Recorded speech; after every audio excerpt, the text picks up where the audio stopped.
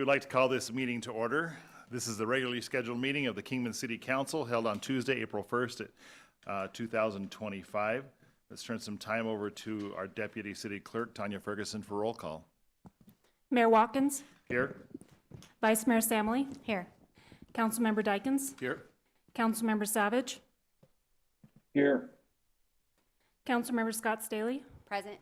Councilmember Walker. Here. Councilmember Ward. Here. We have a quorum. Thank you.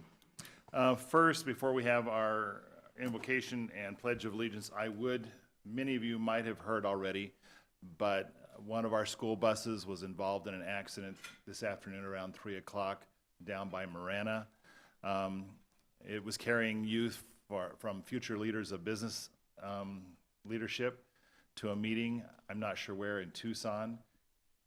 So far, what we have heard is that 16 people were taken to the hospital. No fatalities, so that's a blessing. So if we could please keep them in our thoughts and prayers, I'm sure that the parents and all involved would appreciate that. I would like to invite those who would like to stand with us for our invocation that will be given by Pastor Tony Henry of Kingman Nazarene Church, after which we will have the Pledge of Allegiance, and I will lead us in that. Thank you for having me pray this afternoon. Heavenly Father, we just come before you, thankful for your presence among us. We thank you for this extraordinary country we live in and for the freedoms we enjoy here, especially being able to come to you in prayer together openly and publicly. We do urgently lift up to you the FBLA students and faculty and their families that were involved in the bus accident this afternoon. Please give traveling mercies to those family members who are going down to be with their loved ones. Bring quick healing to those who have been injured.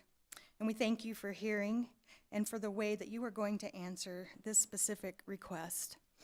And Father, we thank you for our wonderful city that we are blessed to be a part of, for the ways that our community comes together and supports one another. Help us to always be looking for ways to encourage our fellow citizen. And Father, we thank you for these City of Kingman leaders and the heart that they have for our community.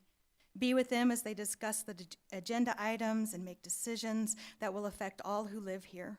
Give them wisdom and discernment, insight and clarity, and help them to listen and respond with love and respect for one another and for our city, even when it's difficult. May all that happens here tonight positively benefit our community. And Father, then we ask you to be with everyone in our community during this holy season.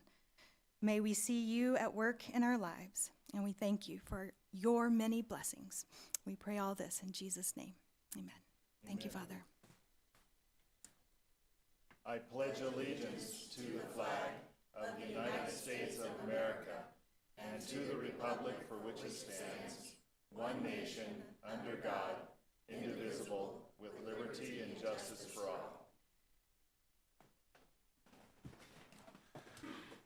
The council may go into executive session for legal counsel in accordance with ARS 38-431.03A3 to discuss any agenda item. The following items may be discussed, considered, and decisions made relating thereto. First on our agenda, item 1, awards and recognition. We have a proclamation to read tonight. The Week of the Young Child, and we actually have Mr. Cole Callan, and I'll have you come up in a little bit, but I'll read the proclamation first, Cole, with first things first, and so I'd like to read this. Proclamation Week of the Young Child 2025. Whereas all of Arizona's children deserve access to quality early care and education, ECE environments, and quality child care programs build children's lifelong learning skills during the critical years from birth to age 5. And ECE teachers and child care providers are the essential workforce that helps Arizona parents get to work or school. And funding quality child care is a smart investment that improves family well-being, strengthens communities, and grows our state's prosperity. And first things first, Arizona Association for the Education of Young Children, Southern Arizona Association for the Education of Young Children, and other community organizations, in conjunction with the National Association for the Education of Young Children, are celebrating the 54th anniversary of the Week of the Young Child. And these organizations are working to improve equitable early childhood opportunities that provide a strong start for children in Kingman. and public policies that support ECE for Arizona's youngest learners, help our families, communities, and the economy thrive. Now therefore, I, Ken Watkins, Mayor of the City of Kingman, do proclaim the week of April 5th through 11th, 2025 as the Week of the Young Child in Kingman, Arizona, and encourage all citizens to support and invest in early care and education in our community. And of course, it's signed and witnessed by our city clerk. And once again, we appreciate this proclamation. Cole, would you like to come up and tell us a little bit about your organization, and then we'll get a picture of presenting this to you? It's right here. Yes, that'd be great. Yes, thank you, Mayor, and members of the City Council. We appreciate Kingman's recognition of the Week of the Young Child. First Things First is a state agency that aims to bolster and aid the efforts and education of young children, birth to 5. Generally, this is done through programs that we support through grant funding, as well as individual partnerships we make. On very rare occasions, First Things First gets to hire staff personnel such as myself to work in the field and in the community of Kingman to really bring those early childhood providers together so that we can have a more concerted effort in networking and making events for the public and early childhood. So we really appreciate, once again, Kingman making this proclamation. We really hope to work in the future to put future events through the Week of the Young Child and to really promote some of the efforts our early childhood providers are doing. So, thank you. Cole. Any questions for Cole, Council? Okay, would you like all, please stand up here and present this with me? Thank you. Tanya, can you take pictures?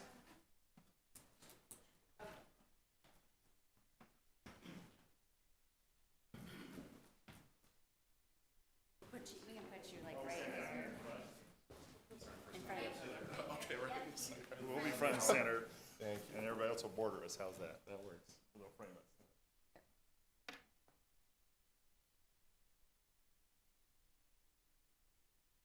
Cool. All right, thanks Thanks again. again. Appreciate it. Thank you all.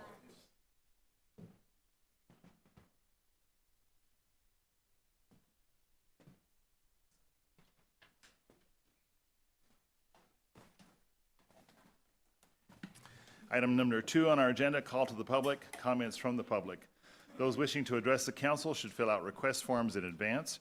Comments from the public will be restricted to items not on the agenda, with the exception of those on the consent agenda. There will be no comments allowed that advertise for a particular person or group. Comments should be limited to no longer than 3 minutes. The council may not respond to speakers during the call to the public. The council may direct the city manager to study the matter or request that the matter be placed on a future agenda. We have one citizen that would like to speak during call to the public. Ms. Janet Wilson, would you like to come forward? Good evening, Mr. Mayor and City Council members. My name is Janet Wilson, and I am a resident of Kingman. We know taxes are inevitable, and we know with the rising costs of doing business, just as a homeowner, you know how expensive things have gotten. Well, the city has the same budget restrictions. We do know you're considering taxes. Would you please consider doing a tax against sales with a sundown clause so we can see an end in sight? Property owners really shouldn't be the ones that have to pay the penalty for everyone using our roads coming in from out of town, shopping in our towns. And then you hit everybody. You hit everybody who pays cash under the table to employees, they get a tax. Everybody who comes in as a tourist that need our ambulance services and fire and rescue, they get taxed. So please, when you think about taxes, please think about, let's do not a property tax, but let's do a tax on sales. It would be beneficial to Kingman, but it wouldn't hurt so many people otherwise. Thank you for your time. Thank you, Janet. Item number 3, consent agenda. All matters listed here are considered to be routine by the City Council and will be enacted by one motion. There will be no separate discussion of these items. If discussion is desired, that item will be removed from the consent agenda and will be considered separately. Council, have we all had a chance to take a look at the consent agenda? And is there anything that needs to be pulled? Basically, items 3A through F. Okay, seeing no response, can we have a motion then to accept our consent agenda? So moved. I'll second. Tanya, we'll let you pick who's who. You can figure that out. We'll go with the motion from Cherish. Okay. Vice Mayor. Thank you, Vice Mayor, and thank you, Councilor Ward. We have a motion. All those in favor say aye. Aye. Any opposed? Aye. Sorry about that, Sean. I'll have to slow down a little bit. Thank you. Motion Wait, carries. before we move forward, just a little typo on the consent agenda. It says the regular meeting minutes of February 4th, 2025, and that hasn't even happened yet.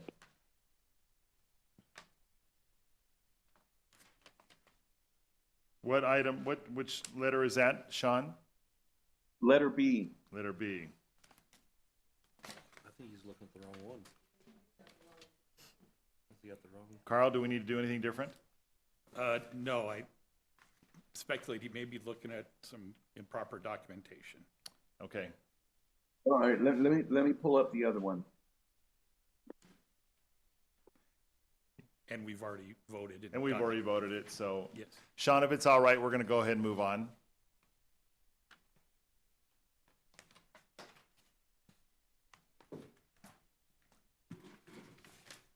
Okay, item number 4, action items 4A.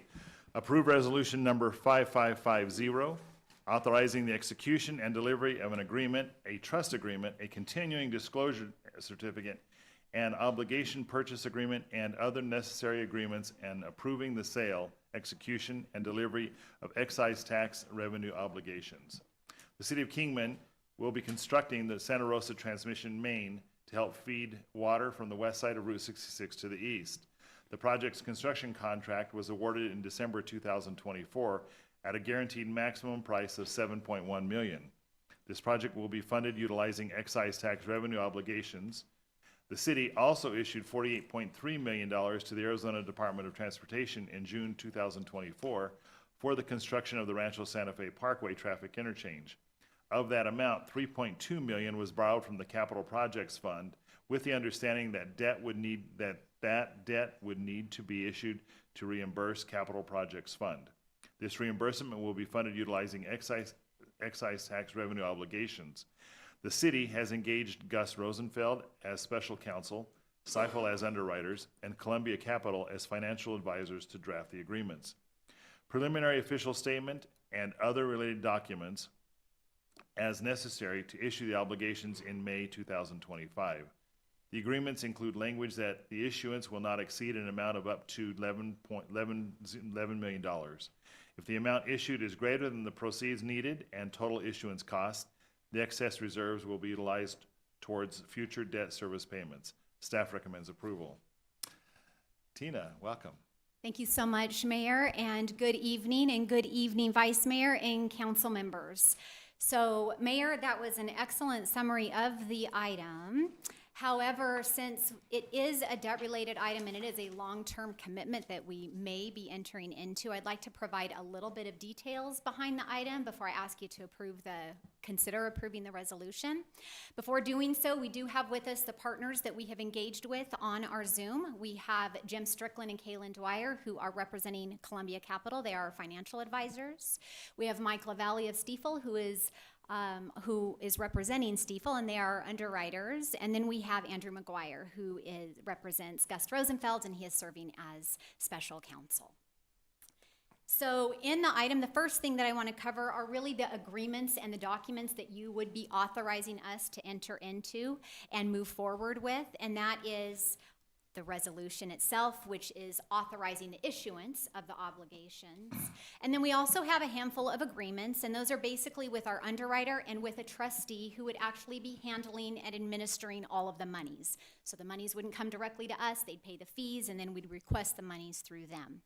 There is also a continuing disclosure certificate, which is required by the Securities and Exchange Commission. It basically ensures and assures the investors that we are submitting timely documents, audits, we're submitting our pledged revenue, forecasts and projections, and historical collections, and that is required as part of this issuance. And then lastly, we have what we call a preliminary official statement. It's really what I like to say is a marketing document. It will share some of them, it will share a summary of the project, but most importantly to the investors, it's going to highlight our financials, our condition, it shares our audit, and there is a whole bunch of legalese and legal disclosures included in that. So those would be the documents that you would be authorizing us to move forward with this evening. As far as the timeline on this particular issuance, if we move forward after this evening, then we would begin to solicit interest from investors on the market the middle of April, and by May, we would actually sell the obligations. By May 22nd, the proceeds would be deposited with the trustee and then remitted to all of the different agencies and to us at some point. Let's see. I also want to point out the terms and conditions. So this is a 20-year issuance. And although we are pledging our general fund revenues or some of our general fund revenues, because the Santa Rosa transmission main is a water project, our water ratepayers will actually be paying the debt service on that item. So it will not come from the general fund. The general fund will be responsible for the $3.2 million for the capital projects monies that we borrowed. And then lastly, I also just want to highlight that as part of any sort of obligation issuance, we are required to engage with a credit rating agency and get a credit rating. And obviously, the higher credit rating that you have, the better interest rate you're going to receive when you issue these. Well, we did engage with Standard & Poor's, and I'm happy to report that late last week, we received a AA credit rating, which is almost the highest rating that you can receive. So it just says that we are very credit worthy, and we will receive a better rate than any other lower rating in the market. So we're excited about that. So with that, if there are any specific questions in particular about the debt itself, that I haven't covered, I will certainly try to answer any questions that you have. Thanks, Tina. Council, any questions? Okay. As usual, Tina, I see there's lots of places for me to sign, and I cannot believe how many times I have signed my financial. Anyway, it's great. This is good stuff for the city. Question I had, of course, we just spoke about water rates and increases, and is this already budgeted into that? Mayor, thank you for that question. I wanted to cover that, and I'm glad you asked it. So yes, we have, because we've been talking about this project for a while, and we knew that we were going to be issuing debt, yes, this is included in all of our rates from now until fiscal year 30 at least, and obviously in the out years as well. Okay. Thank you. Well, we have no questions. We need a motion then approving resolution number 550, authorizing this obligation. I'm not gonna say all that again. Do we have a motion? I'll make that motion. We have a motion. Do we have a second? I second. Oh, I'm sorry, Keith. I thought you, anyway. My We have- mic's on. We have a motion and a second. All those in favor say aye. Aye. Any opposed? Okay, thank you. Mayor, I Yes. wasn't sure if I heard Councilman Savage. Sean, did you? I said aye. Thank you. Sorry, we just didn't hear it.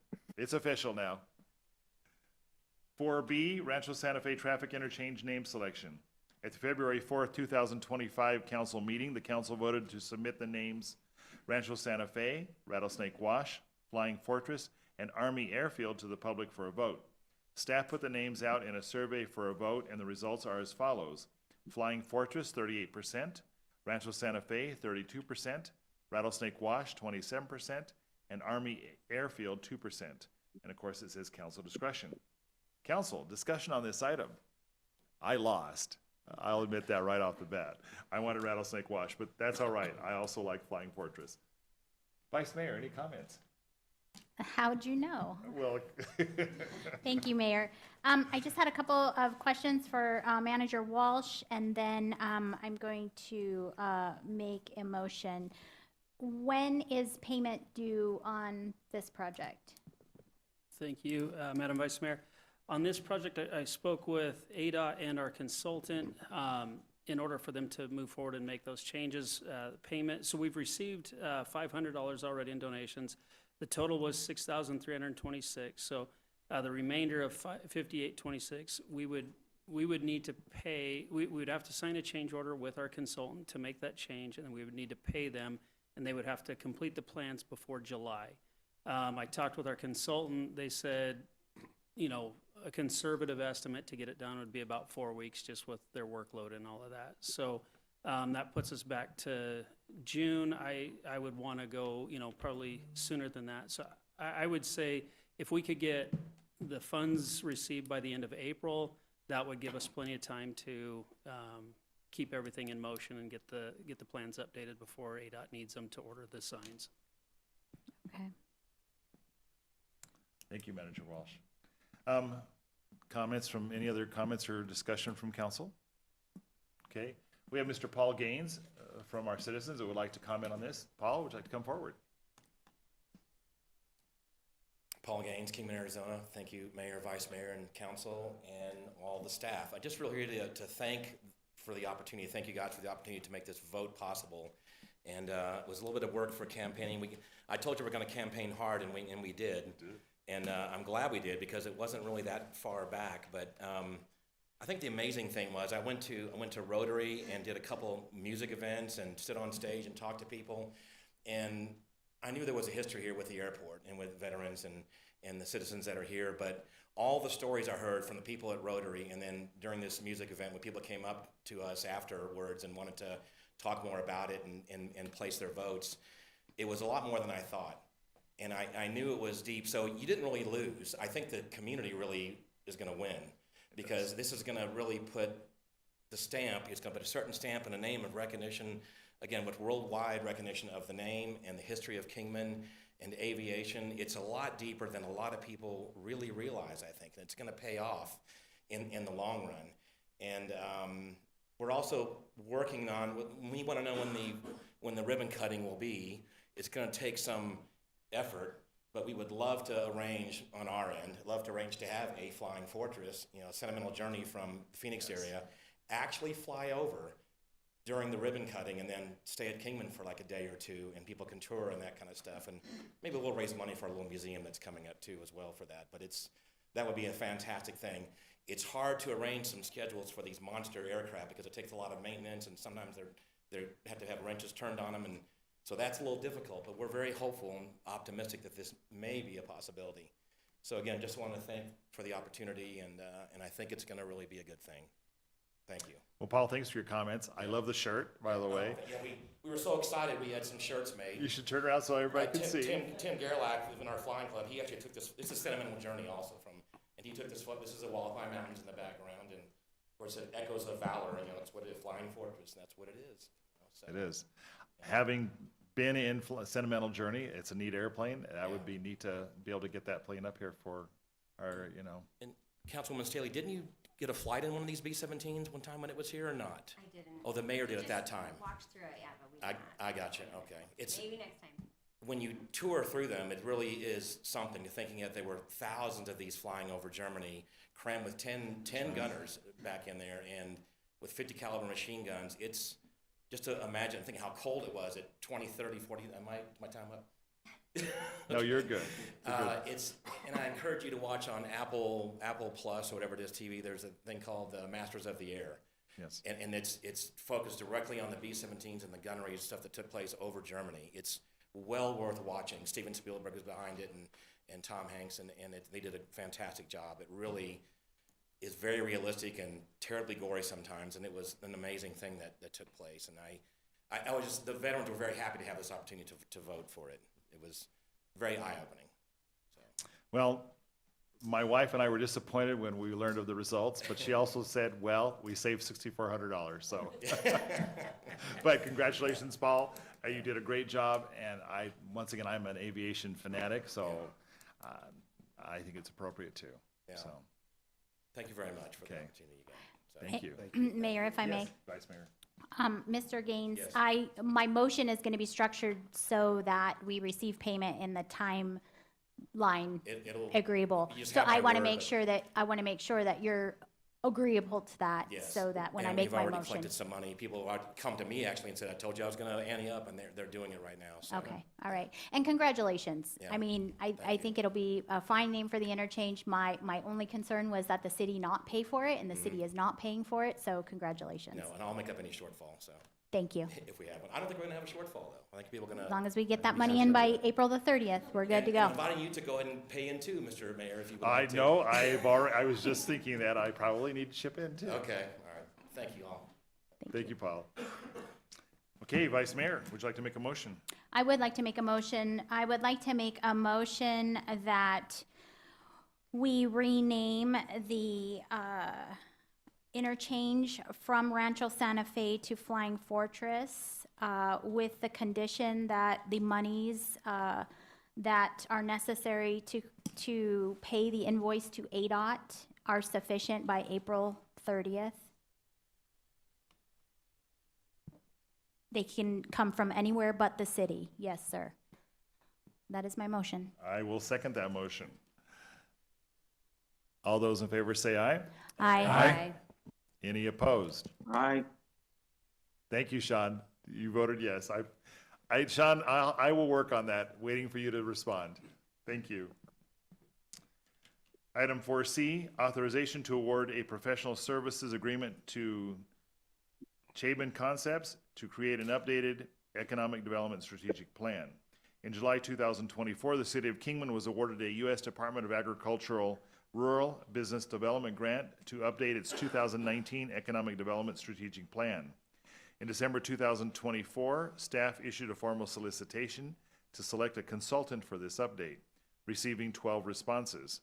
Based on the evaluation amount of not to, based on the evaluation criteria, Chabin Concepts, am I saying that right, Bennett? Yes. Okay, was determined to be the successful bidder with a project amount of not to exceed $45,000. The U.S. Department of Agriculture Rural Business Development grant will fund $28,000, with economic development funding the balance of $17,000. Staff recommends award to Chabin Concepts for the creation of an updated economic development strategic plan. Bennett, welcome. Yeah, appreciate the explanation. I think the only other things that I would add to this, just so the council's aware, is back in 2018, the Economic Development Department was formed, and we actually used, at that time, Chabin Concepts to do the initial economic development plan. And so it was a good fit. We did get a lot of responses. The grant that we actually went out for was a combination grant. It was to do the economic development plan. In addition, we piggybacked on the, it was the event center / feasibility study. So that was a combination grant that we got through the USDA. And so this was the other portion of that. So with that, if there are any questions, I'm here to answer them. Questions or comments for Bennett? Okay. Seeing none, can we have a motion then approving item 4C, authorization to award a professional services agreement to Chabin Concepts? So moved. We have a motion? Second. We have a second. All those in favor say aye. Aye. Aye. Thank you, Sean. Any opposed? Motion carries. Thank you. Item 5, department reports. 5A, legislative update. Turn some time over to our city manager, Tim, and Mr. Tom Dorn. Mr. Mayor, we're not sure if Tom's going to be able to join us tonight, so if we could maybe move that one back in Sure. the agenda, we'll catch up to him if he is able to join us. We can do that. Thank you. Moving on to item 5B, 2025 weed abatement and awareness campaign presentation.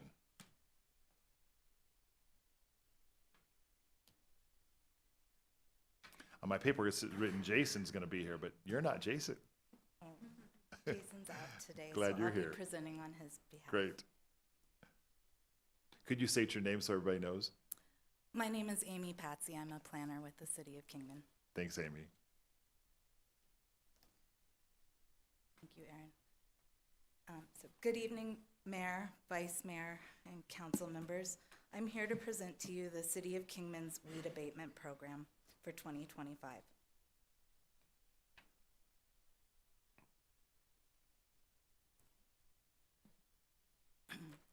The objectives of the program are as follows: to help prevent fire hazards created by vegetative growth and the accumulation of combustible debris through voluntary compliance, thereby promoting a safe and defensible space and community.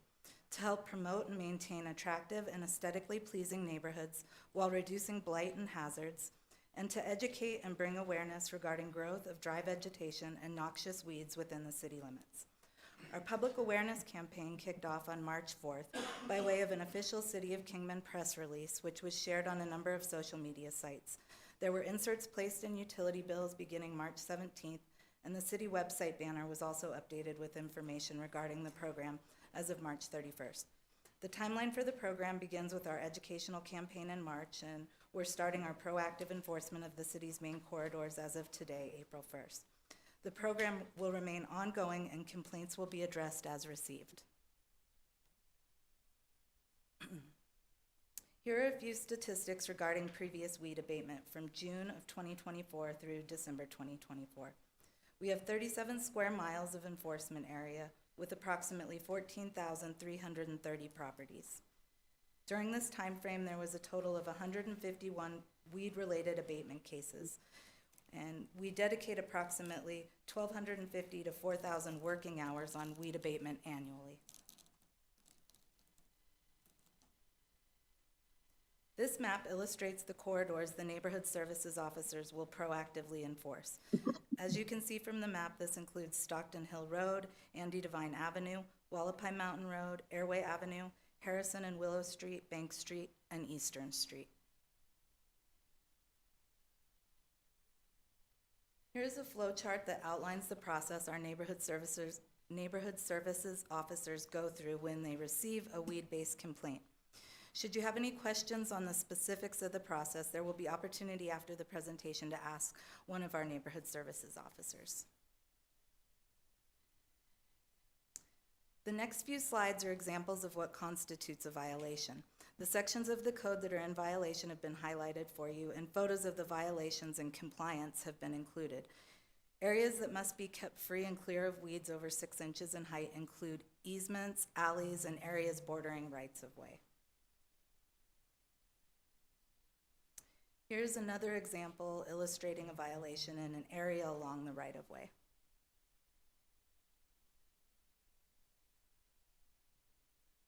This is an example of a property in violation due to dead, dormant, or dried weeds. This type of violation can create a fire hazard or threat to health and safety. And another example of dead, dormant, or dried weeds that could pose a potential fire hazard.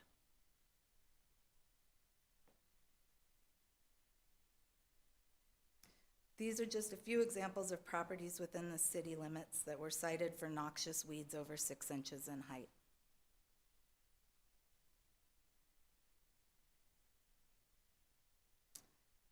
This is a diagram that illustrates the areas property owners are responsible for maintaining. This includes areas bordering their property as well.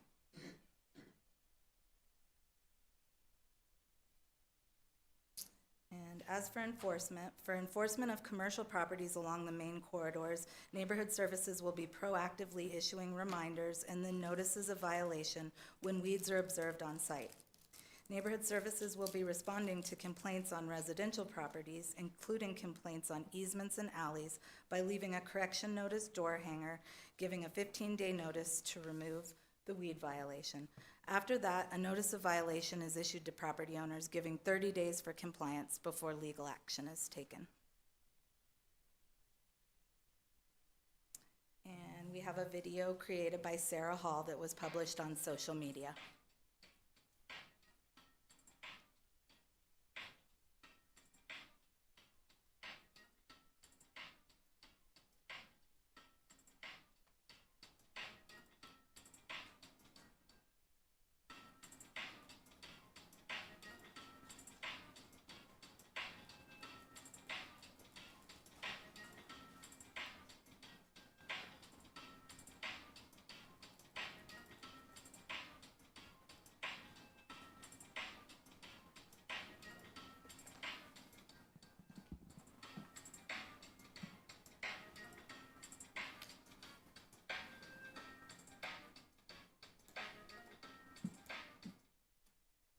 That concludes my presentation. Do you have any questions or comments?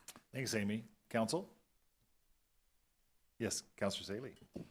I might have missed it in the presentation, but how do citizens go about creating a complaint? I think they have multiple avenues for filing a complaint. I'll defer to neighborhood services on that. Council members, Can you make sure you speak into the mic, please? yes, sorry about that. They can call our office. They can enter a complaint on the website. They can come into our office and make a complaint in person. Okay, thank you. Any other questions? Okay. I know in years past, because of people, and I'm sure other counselors, this has happened to you too, is they ask, well, I received a notice from the city about my weeds and I need to get them pulled, but what about the city's property over here, or what about here? And of course, I usually have an answer. I'll say, well, I will check into it, but I'm sure that that is on the list for things to be taken care of by our city crews. But of course, it is hard to answer sometimes because, wait, we have weeds, we have a weed problem also. So, Definitely. Face those and I'm sure we're all aware of that. questions. They're works in progress, and so, but I think the city is very patient, and in the past has been very patient with homeowners, and I appreciate that. So, okay. Thank you. Thank you, Amy. And associates.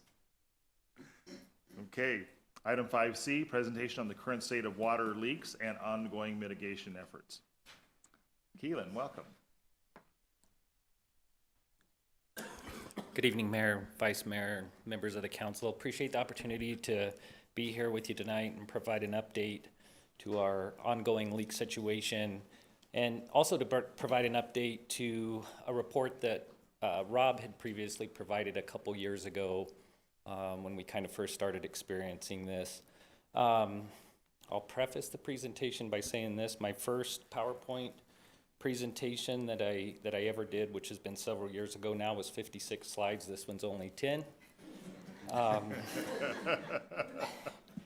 With that, the presentation contents include a utility diagram, which I think you guys are probably familiar with, but we'll look at that again.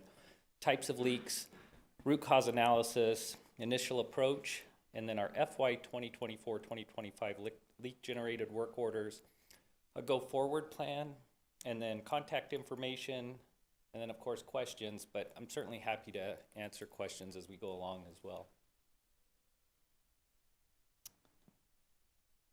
This is a utility diagram that I think provides a good summary of what the city's responsibility is as far as water and sewer service utilities go. The red line depicts where the city's responsibility ends and the homeowner's responsibility begins. So for the purposes of water service lines, the city's responsibility ends at the water meter. So everything up to the meter itself is the city's responsibility, and then everything after the meter is the customer's responsibility. And typically those are in a utility easement or at the property line.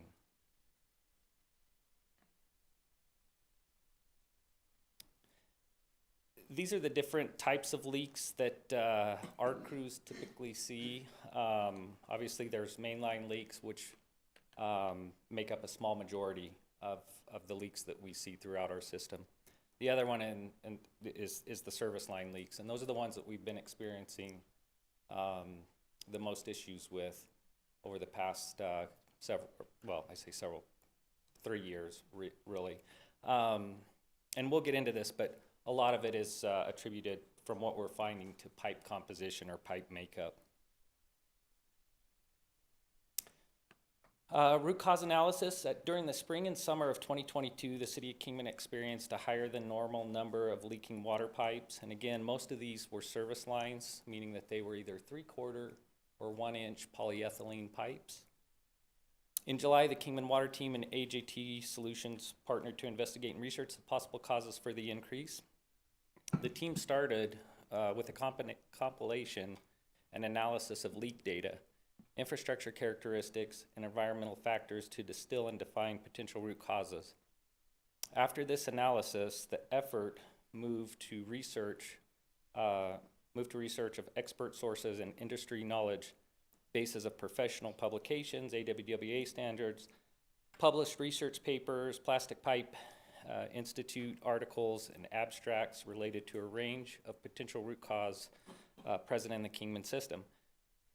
Finally, results of the research were used to develop a menu of opportunities for improvement, as well as noted ongoing actions to continue the fact-finding and continuous improvement effort. The research and data analysis initially led the team to focus the investigation on the potential primary root causes of the dramatic increase in water and pipe leakage in 2022 to current, with the single most common contributing factor being pipe composition.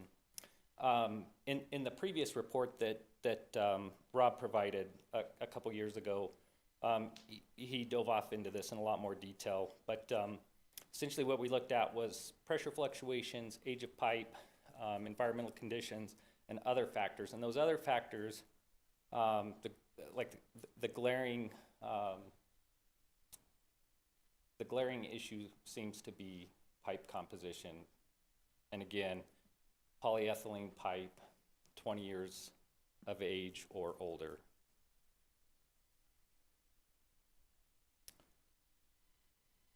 In FY 2024 and 2025, in FY 2024, water operations crews responded to 2,558 leak-related calls for service. And in 2025, so far, we have responded to 2,004 related calls for service. Again, 90+% of those leaks encountered are 3/4 and 1-inch polyethylene pipe. And again, mainline leaks make up a small portion of our repairs and are typically attributed to older or inferior infrastructure. Usually what we see when it comes to a mainline leak is it's class 160 PVC, which is older PVC, very thin wall, and it's, essentially reached the end of its age. But again, those are a small portion of what we see. Largely, the majority of the leaks that we all see when we're driving around, 3/4 inch and 1-inch service lines. Keelan? Yes, I just sir. want to point out, it says fiscal year 24, fiscal year 25. So that was from last July 1st to present. So, because 2004, if you thought it was just for 2025, that could be alarming. Yes, sir. Good point. And keep in mind, I thought it was important to point out how many leak-related calls our crews are actually responding to. I think in our previous report that Rob provided, we actually provided a number specific to leaks. So just to kind of put that into context, we're still seeing about 3 to 4 times the amount of leaks that we're actually repairing from previous years, previous meaning before 2022. On average, we would typically see like 300 to 400 leaks per year that we would actually repair. And we're currently seeing, close to 1,500 that we're actually repairing. With that being said, we respond to a number of other calls that may be leak related, but may not necessarily be the city side. Maybe they're a customer side or somebody draining a pole or leaking irrigation or something like that. But I thought it was important to point that out and kind of put that in context as well.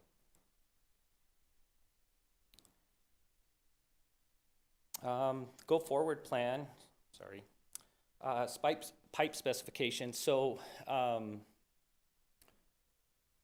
Mike could certainly speak better to this than I could, but I think it was back in 2019 or 2020, we amended our utility regulations, or our standards. So we no longer allow or use polyethylene pipe for the 3/4 inch and 1-inch service lines, right? We now use Municipex or Schedule 80 PVC as an option.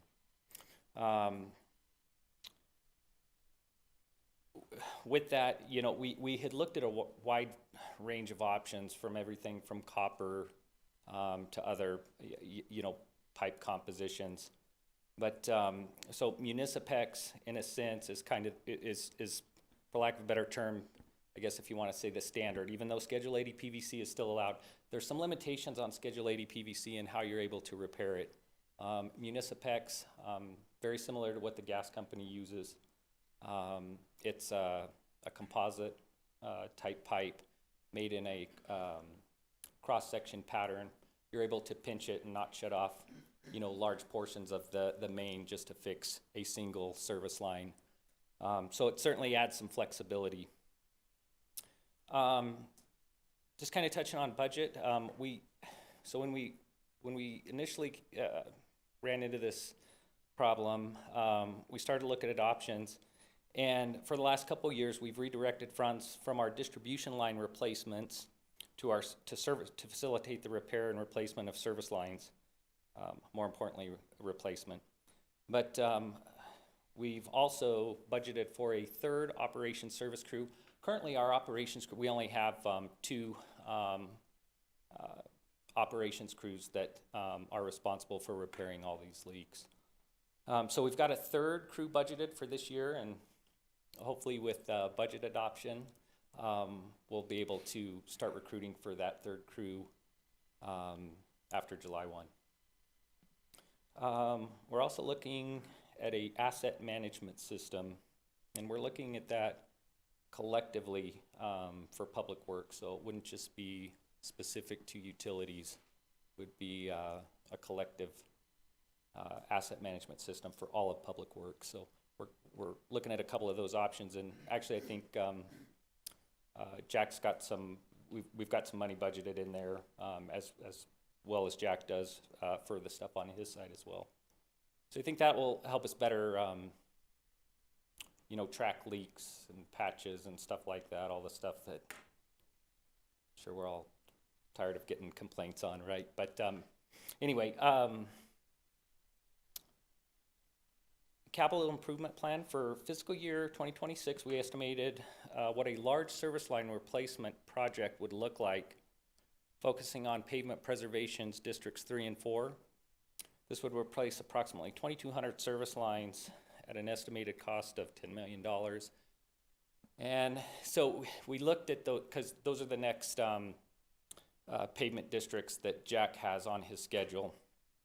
And we based that number off of what current costs are for service line replacements. We took the average of what it costs and plugged that number into the amount of service lines in those two areas. Thought it was important to point that out. I mean, that's certainly a large area. And also a large dollar amount to accommodate those replacements. Continue to research funding options, with WIFA and other grant options as well. Service line replacements and specifically service line replacement SOP. Typically a water ops crew. So this just kind of I just kind of wanted to provide a little bit of insight on what happens when we get a leak call, right? And what our crews do and what we're doing moving forward. So typically a water crew will respond and mitigate the leak by installing a repair band and or replacing a section of pipe. And those repair bands were never supposed to meant to be temporary, right? Won't say they're permanent, but they're meant to last the duration of the pipe, right? They're a stainless steel band. They work very well. If you ever attend our Citizens Academy at Public Works, I should have brought it, but we have this I say it's a prop, but it's it's what we see every day. It's a piece of service line that we have taken from various locations, right? And so many times, we understand the frustrations of the homeowners and the residents, because when you see us there multiple times, the first thought is probably that we're repairing the same repair that we just repaired.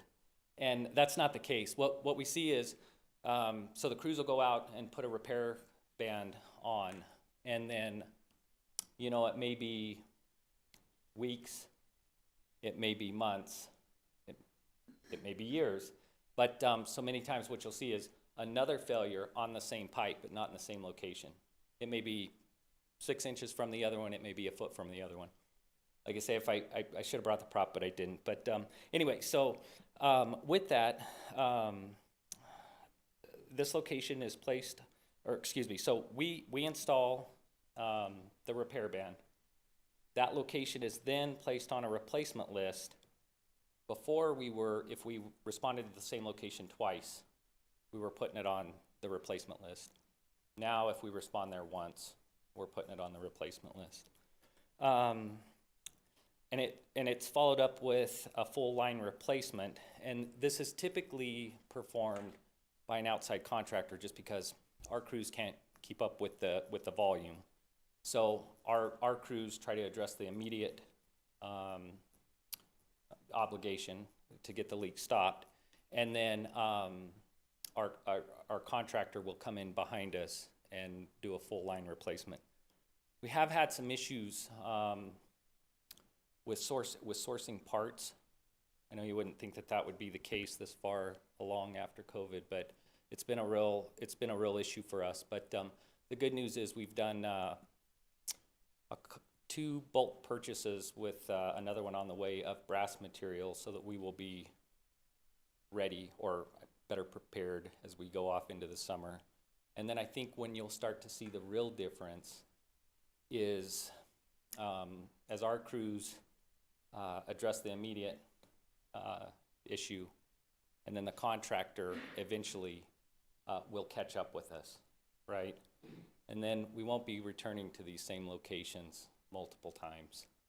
And it'll take a little bit to get there, but I think that, in the next year or so, I think hopefully we'll start to see some tangible differences, or the next batch that's reaching 20 years will, no, I'm just kidding.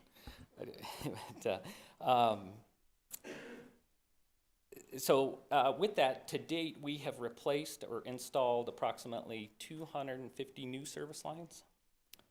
And then again, I jumped a line there, but just talking about the parts sourcing, and I think, we're certainly better positioned this summer.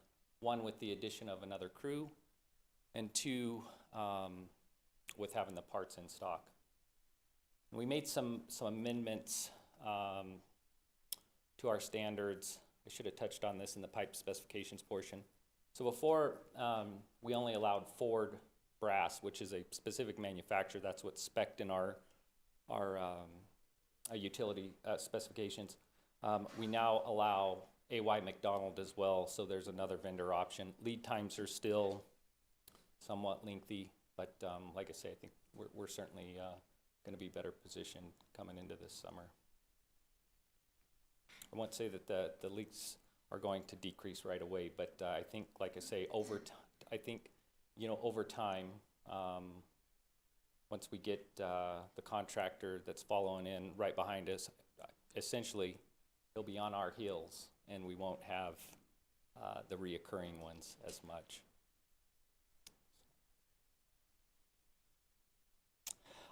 With that, got the different options to contact us. Of course, got the Public Works Department, which is the top number there. And then the after hours is through KPD dispatch, or through dispatch rather. And that goes immediately to our on-call person. They page them out. And then, of course, there's some online options at the bottom there as well.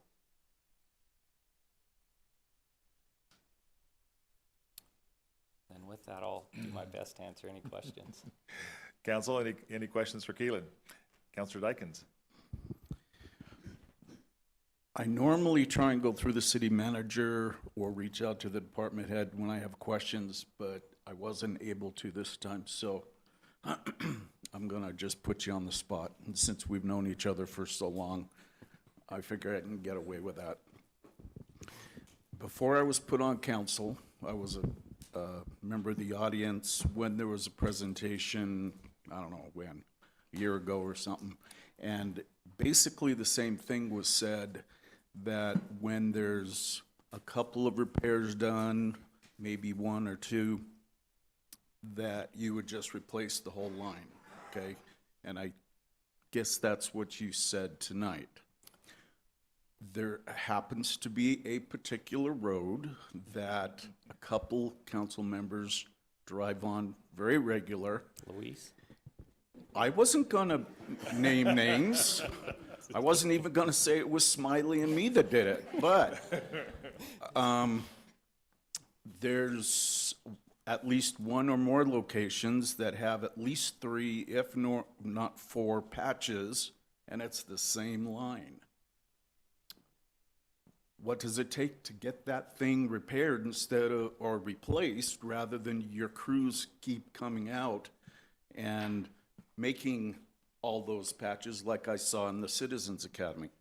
I appreciate the question, Councilmember Dykens. And I think that the limiting factor for us, and I'm certainly not up here to make excuses, but the limiting factor to us to doing those full line replacements has really been an issue with sourcing the parts, right, to do those full line replacements. So I guess to add some context to it, when you're switching from polyethylene pipe to Municipex, the diameter of the pipe is different.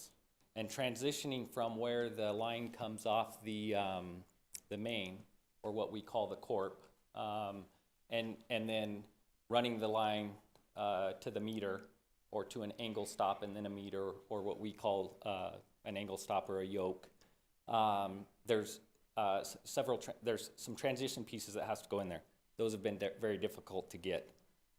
That's why I think, you know, for this upcoming year, we'll certainly be, sorry, let me try that again. We will certainly be better positioned to do those. Now, I won't make the promise that you'll never see us back at the same leak twice. Like I say, I think it's going to take a little bit of time for our contractor to be able to catch up to us. But I think that what we wanted to do, or what we've been trying to do for the past year and a half, we're better positioned now. So in the meantime, if we do get a leak, if we do get you know, another leak on the same line, our immediate response, or our first response, is going to be to have our crew go out and mitigate that leak. And typically, to mitigate it, you know, is to put a repair band on it. I know you might, maybe I'm jumping the gun here, and sorry, but I know maybe a lot of people are thinking, well, why, when your crew's out there, don't they just do the full line replacement then? It's because of the amount, or the volume of leaks that we're receiving. A full line replacement, depending upon if it's on the long side of the street or the short side of the street, meaning if your home's on the side where the main is, it's a shorter run for us to install a service line. If your house is on the opposing side of where the main's located, it's a longer run, right? So more time excavating the site, installing the material, and then of course, you know, backfilling. So there's more time associated with that. So a service line replacement can take anywhere from 4 hours to a full day. And, you know, with the 2 crews that we have, we would never be able to keep up. But I think with the addition of the new crew and the parts in stock, that'll certainly help our cause. So are those parts in stock now, or are they on back order? No, or? so about half of them are, and the other half are ordered, and we are expecting to see those in June.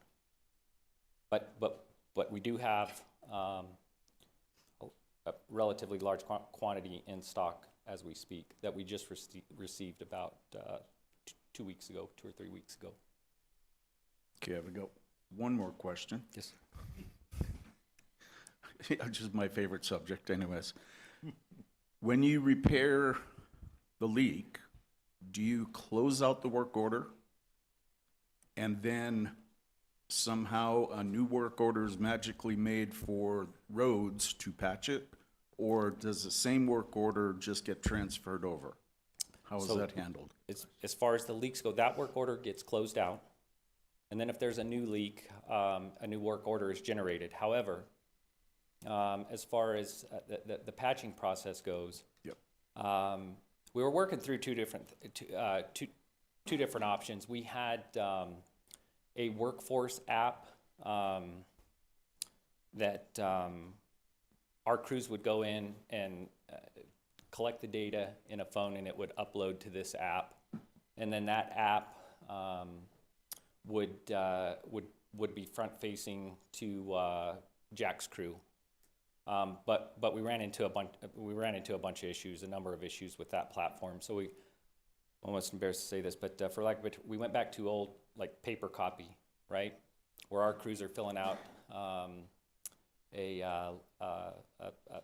leak sheet, or excuse me, a patch sheet, and then that gets passed on to Jack's crew.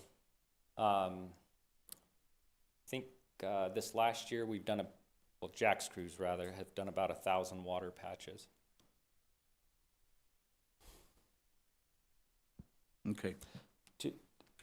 I can just expand upon that a quick minute. The asset management program that we spoke of kind of briefly there, and that we're looking at for this upcoming budget, will, I think, be a more intuitive way of transferring that information from our leak crews to Jack's crews. Okay. Sorry for putting you on the spot. Oh, sir, thank you for the questions. Thank you. Thanks, Councilor Dykens. Councilor Saley. I just wanted to thank you for this information. It's really helpful to have so much here that we can refer back to, because I do get a lot of questions about the leaks. And it's nice to see that we have a plan to start getting our arms around it, so that every summer we're not going to be looking at so many new leaks or old leaks that need repairs. Every time I pass a leak, I think of you, Keelan, and I think of your crews, and just how awful it must be. Like, you're playing whack-a-mole all over town, trying to stay on top of these leaks. They're everywhere. And I know it's not any fault of yours or your crews, so it's just got to be really a frustrating process. But it seems like there's a good plan here in place to start getting less and less leaks over time, and to replace that pipe. It's expensive, and I have been worried about how we're going to pay for all these replacements, but we have to do it. So thank you for your presentation tonight. Thank you, Councilwoman Staley. And if I could just take a minute to expand upon that. It's really a testament to the crews, and I would be remiss if I didn't recognize them, because those guys and gals, they do work really hard and put in a lot of hours. And they are really, although I know the perception may not be there, but they're very proficient at what they do. It's just, it's a frustrating task when you're, like I say, when you're going back to the same spot, and the perception, may be that you're repairing a leak that you were just at, but the reality of it is you're not. It's actually a different leak on the same pipe, but just in a different location. So I just really wanted to take a minute to thank them, because they do put in a lot of hours, and they work very hard at what they do. Well, and Keelan, since you brought up your crews, please thank them on our behalf too. And as citizens of our city, let's all watch out for our city crews that are, emergency crews especially, that are out in the street working. Slow down. Normally they have lots of safety gear on, but we need to slow down as citizens too when we're driving by them. Yes, sir. Thank you for that, Mayor. Councilor Ward? Yeah, I only have one question. Jim covered most of it. Keelan, on the ports that you have in stock, are those for this area that you were talking about you're going to do, or are those to replace some of the lines that are already?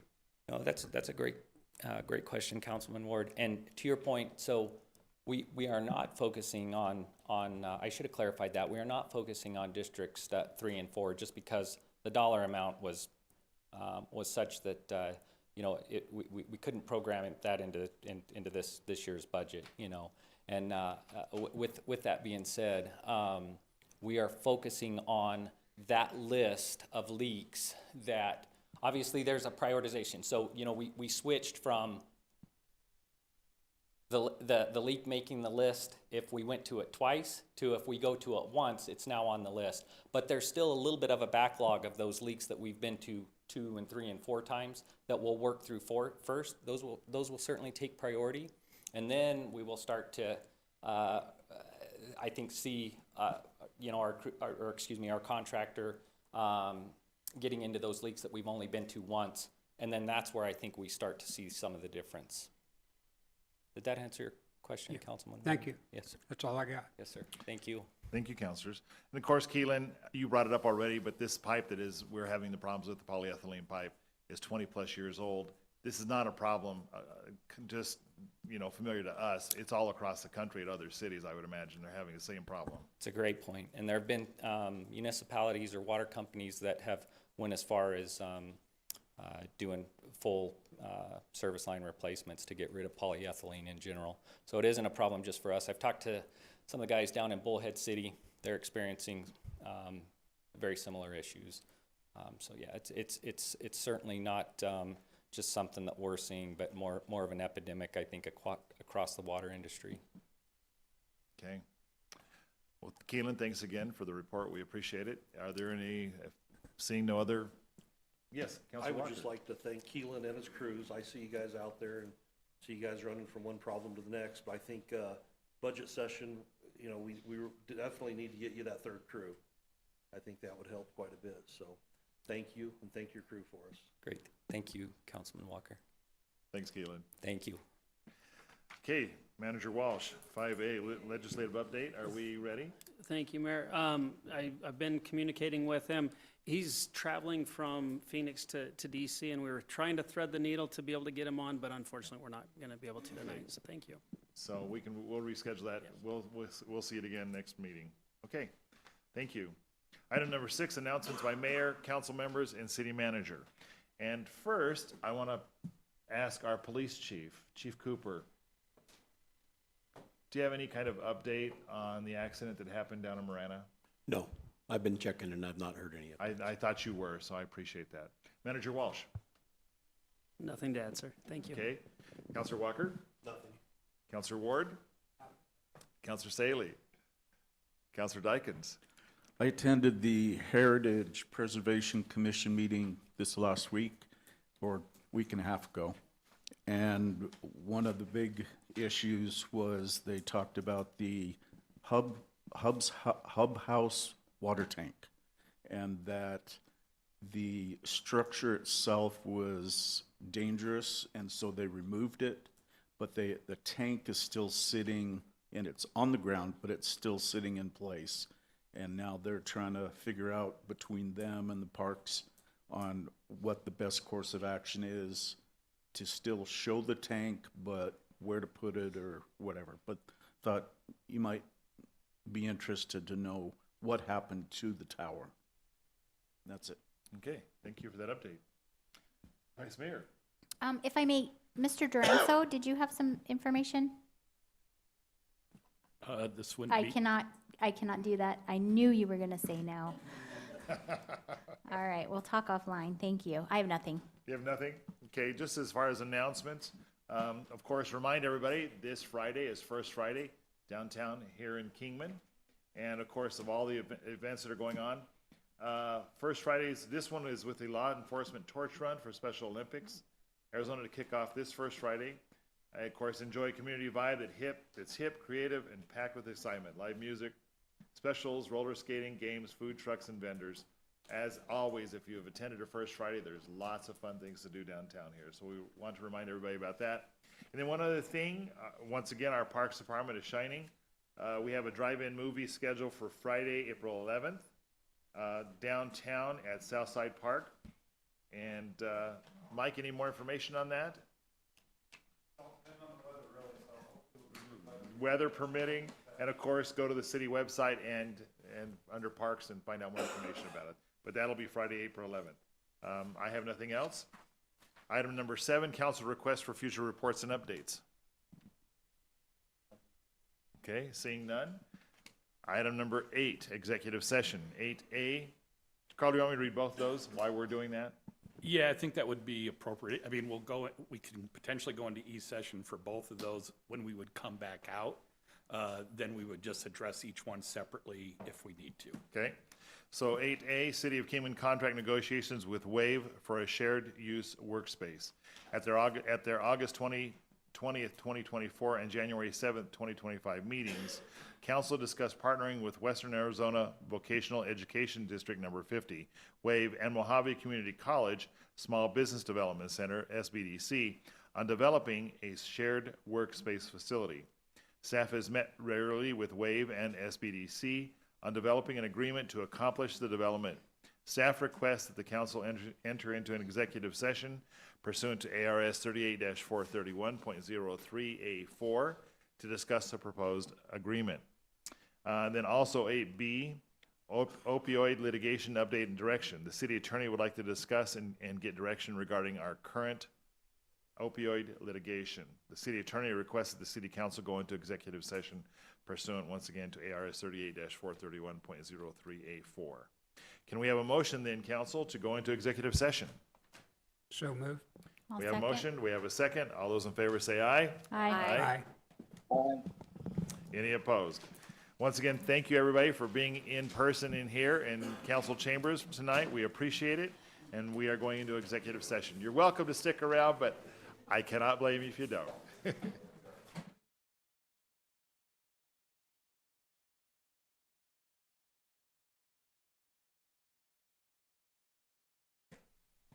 Well, we are back from executive session. So concerning item 8A, City of Kingman contract negotiations with Wave for a shared use workspace. We need a motion directing staff to draft a contract with Wave. I'll make that motion. We have that motion. I'll Do we have a second. second? We do. We have a motion and a second. All those in favor say aye. Aye. Aye. Thank you, Sean. Motion carries. And then concerning item 8B, opioid litigation update and direction, we need a motion to direct staff to dismiss planned benefits managers from the opioid litigation as recommended by retained counsel Keller and Rohrbach. So moved. We have a motion and a second. All those in favor say aye. Aye. Aye. Motion carries. Thank you. Thanks for everybody participating in tonight's city council. This meeting is adjourned.